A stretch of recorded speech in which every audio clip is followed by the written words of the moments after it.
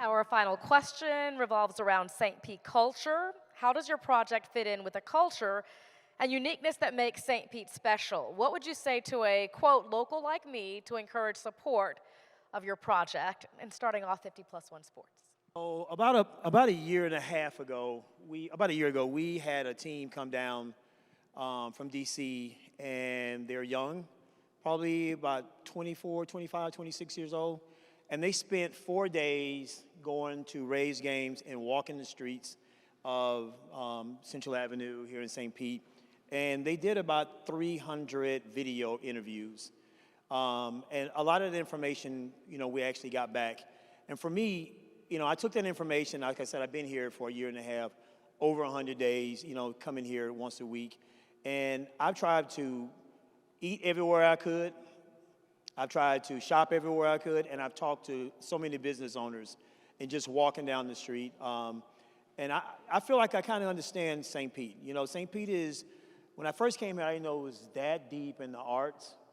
But, everyone here, everywhere you go, you see art, So for us, I think we should work with the city to have some programs for art. But I also feel like St. Pete could be that place where we can really excel. That's why in our design, you see our design is really kind of, we try to copy a lot of the art that we see around the community, right? And we tried to make it that center place to where everyone could come together. But I can personally say as the person that we will have as many community meetings as we have to, and I think I feel comfortable putting a product on the table that you guys can be proud of. If you came to me tonight, I just gave you my cell number. That's the way I roll. I don't do business cards. You want to talk to me, call me. You know what I'm saying? I'm here for you guys, and we'll do everything we can. We'll put all the resources behind it, but I think we'll have a perfect project for St. Pete, and I think any local that thinks I missed the mark, come up and tell me that. I got tough skin. It ain't personal. This is your home, okay? I'm just visiting. But I want you guys to adopt me so we can actually come here and feel like we're really a part of it. Thank you. Sugar Hill Community Partners is next for that question. Would you like me to read it again? How does your project fit in with the culture and uniqueness that makes St. Pete special? What would you say to a, quote, local like me to encourage support of your project? Good evening, everyone, and thank you for coming out. We want to especially thank, Mayor Ken Welch for the courage and the boldness that he has shown in igniting this type of project. I think that is a good example, a great example of the culture of St. Petersburg in 2023, and that's extremely important. This morning, we met with the Times editorial board, and I shared with them what it was like growing up here in St. Petersburg during the era of segregation. Segregated neighborhoods, segregated schools, segregated workplaces. My father worked for the City of St. Petersburg at the gas plant. I worked for the St. Petersburg Housing Authority for 11 years and was part of the agency when Laurel Park was sold. I was involved in helping to relocate residents from Laurel Park. And I understand the cultural impact as well as the economic impact of that entire process. After 11 years working for the St. Petersburg Housing Authority, I ran for 11 years as a CEO, a private, nonprofit organization that was involved in neighborhood revitalization, affordable home ownership development, and home ownership promotion. On our board, we work very closely with the City of St. Petersburg because these kinds of projects cannot happen successfully without a broad range of partnerships. So for an example, the head of the City of St. Petersburg Housing and Community Development Department served on our board. We looked at the LDRs, land development regulations. What do you have to do to change those kinds of things? Rezoning. All of that is part and parcel of how you deliver those affordable housing units. We partnered with Habitat for Humanities. We partnered with Warwick Dunn Foundation. We partnered with Bank of America Community Development Division. Again, it takes those kinds of creative approaches and broad partnerships in order to make these kinds of things happen. It takes dedication and conscientiousness. It takes listening to and working with the community. I served on the city's Affordable Housing Advisory Committee for several years. We worked out in the community with pastors and others. So in terms of culture, what the culture requires in order to make these kinds of relationships and partnerships and long-term development activities work, you have to know the city. And you have to understand the sentiment, including this deep sense of resentment. For example, we worked one point with the Rays when I first moved here. The strongest impact that the Rays have had, in my experience, and I'm born and raised here, was when Fred McGriff, what they call it, something dog, you remember Fred McGriff? Crime dog, played for the Rays. How long was that? Very short period of time.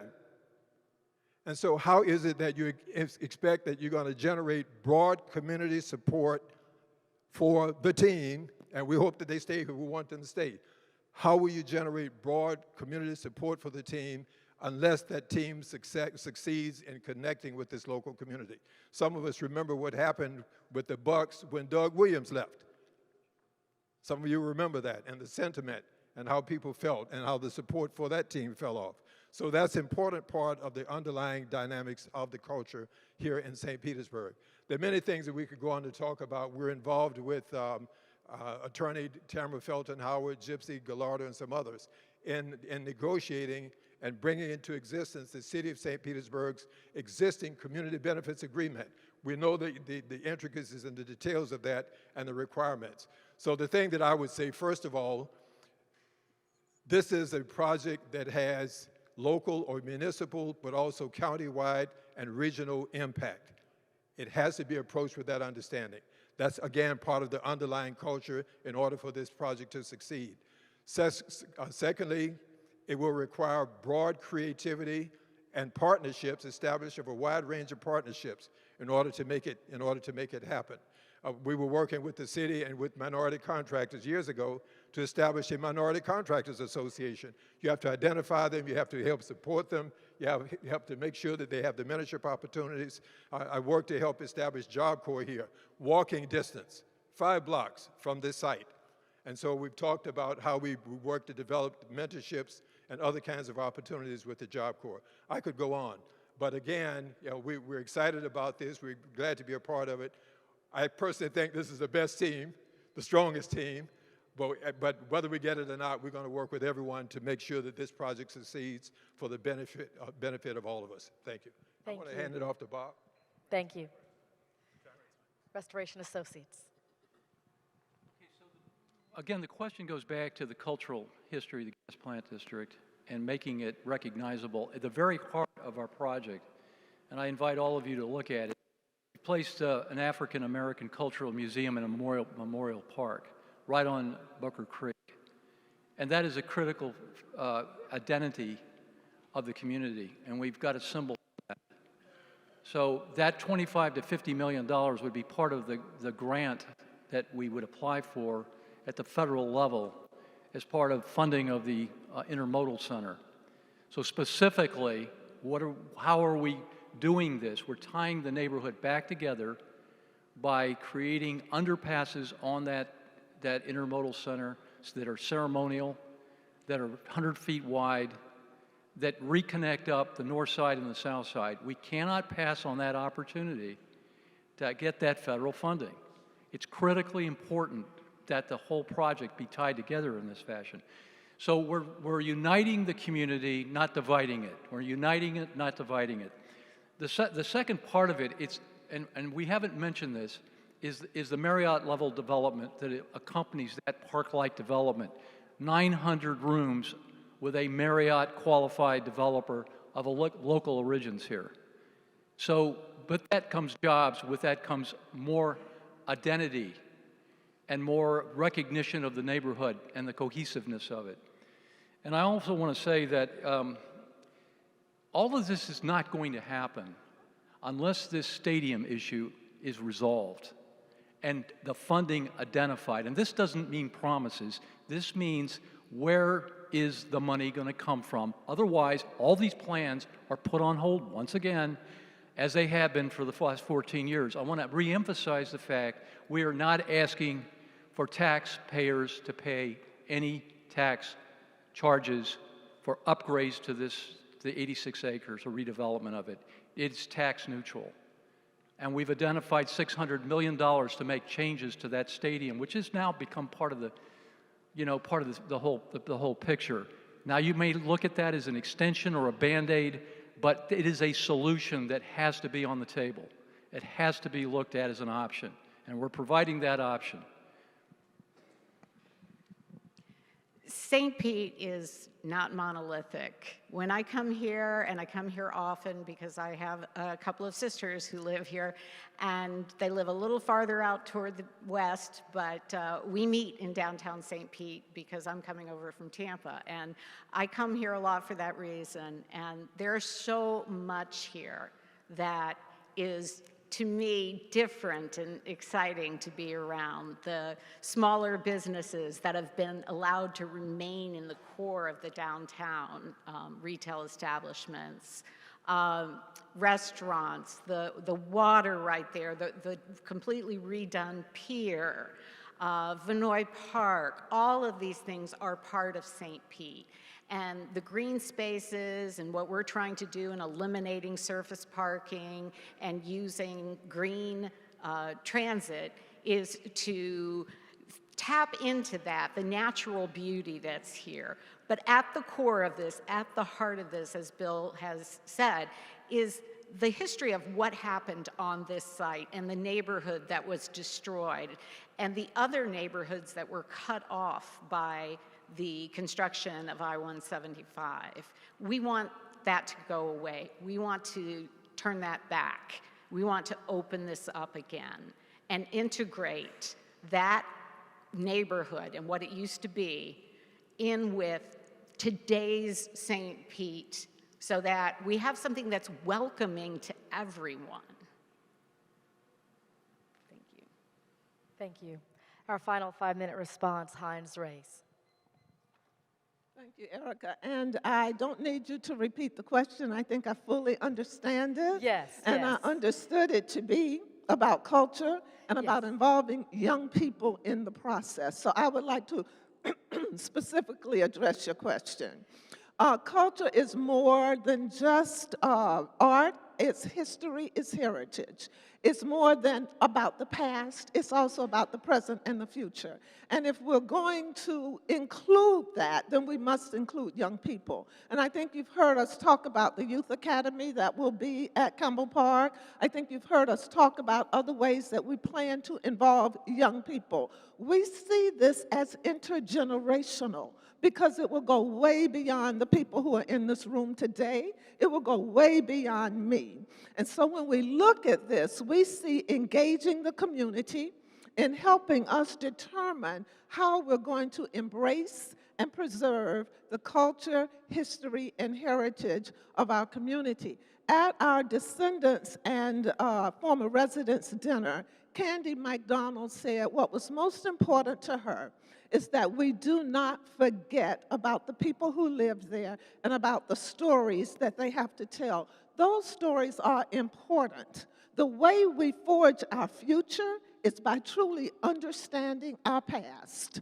And so this is a combination of embracing the past, and we will do it many ways, through the Woodson African American Museum of Florida, through heritage trails, through music, through all kinds of presentations, videos, but it's not just about the past. It's also about the future. And the way we plan to move forward with that, as I said before, is to engage young people. Our community conversations will be open to that. Many of our activities as we move forward in planning, we will be inviting the community and specific populations in the community, including young people. You said young like you, and we're thinking young like you and even younger. I know that some of our other team members would like to address this question, but I wanted to specifically answer how we plan to engage younger people in the process.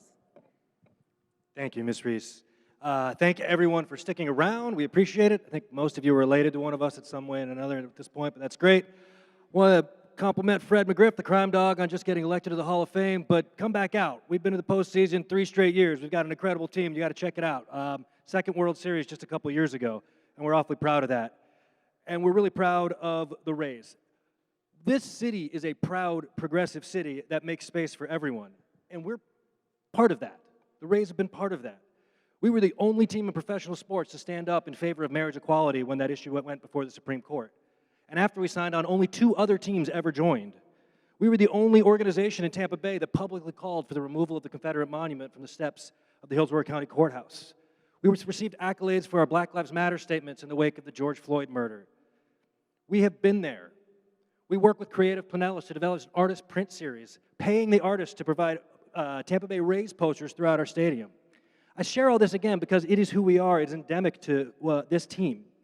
And most importantly for this particular project, we appreciate the legacy of the gas plant neighborhood, something that we have been learning about far too late, admittedly, in the process. We take this RFP incredibly seriously. But we also recognize that this is step 1 in what will be a 20-year process. We will continue listening to our stakeholders, to our neighbors, to our community members every single step along the way. There is time for feedback, and there is absolutely, as Monty mentioned, time to include so many members of every one of these teams in this process. I want to finish by saying I know I speak for all the teams when I say let's thank our city staff, our caterers, and the mayor again for running an incredible process. And again, we appreciate every single one of the citizens for coming out and hearing what we all have to say today.